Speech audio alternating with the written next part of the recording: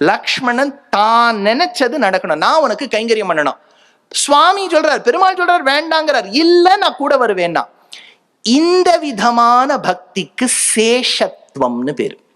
சேஷத்துவம்னா பகவான் என்ன சொன்னாலும் அதுக்கு பகவானுக்கு உகந்ததாக இருந்தால் நான் கூட வந்து செய்வேன். அந்த குணம் இருக்கு பாருங்க, அதுதான் சேஷத். எவன் சேஷன் கிட்டேந்து கைங்கரியங்கள் பெறுகின்றானோ அவனுக்கு சேஷி என்று பெயர். அப்போ பகவானுக்கு சேஷின்னு பேரு, ஜீவாத்மாக்களுக்கு சேஷன்னு பேர்.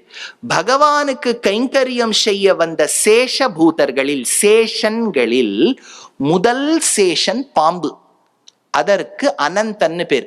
முதல் சேஷனாக அவர் இருந்தபடியால் தான் அவருக்கு ஆதி சேஷன், சேஷபூதர்களில் முதல்வர். அவர் என்னெல்லாம் சுவாமி கைங்கரியம் பண்றாருன்னா ஆழ்வார் எடுத்தார். இப்ப பெருமாள் சயன கோலத்துல இருப்பது திருப்பார்கடல்ல.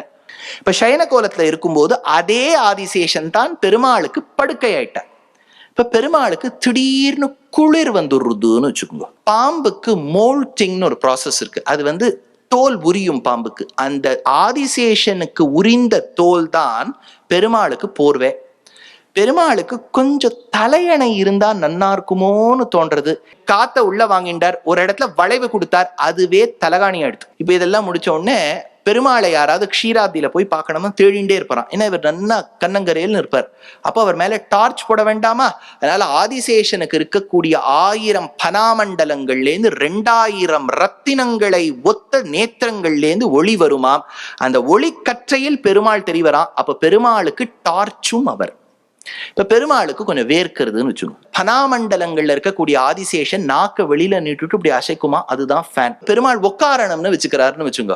அப்ப அவர் என்ன பண்ணுவார், ஆதிசேஷான்னு சொல்லிட்டு அவரே சுருண்டுப்பார், ஆசனமாயிடுவார். அதே படுக்கை ஆசனமாயிடும். சரி, ஆசனமாயிட்டார். இப்ப பெருமாள் நடக்கணும்னு வச்சுக்கிறாருன்னா அந்த ஆதிசேஷனே இப்படி வளைஞ்சு கொடையாயிடுவார். அவருடைய வால் நுனி மாதிரி ஆகி அதுக்குள்ள பகவான் தன் காலை செலுத்திப்பார். அவர் தான் ஃபுட்வேர்.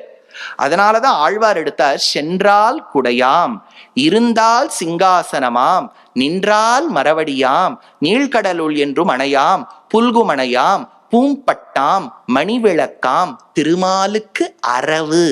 அரவு என்கின்ற ஆதிசேஷன், அந்த அனந்தன் பெருமாளுக்கு சர்வவித கைங்கரியம் பண்றாரே, அந்த ஆதிசேஷன் தானே லக்ஷ்மணன். அதனால தான் லக்ஷ்மணன் இவ 2 பேரும் காட்டுக்கு கிளம்பும் போது சொன்னார், அகம் சர்வம் கரிஷ்யாமி ஜாகிரதா ஸ்வபதஸ்சதே, எல்லா விதமான கைங்கரியங்கள் பண்ணுவேன். அதனால சொன்னபடியாலே லக்ஷ்மணனுக்கு அப்பேற்பட்ட பெருமை.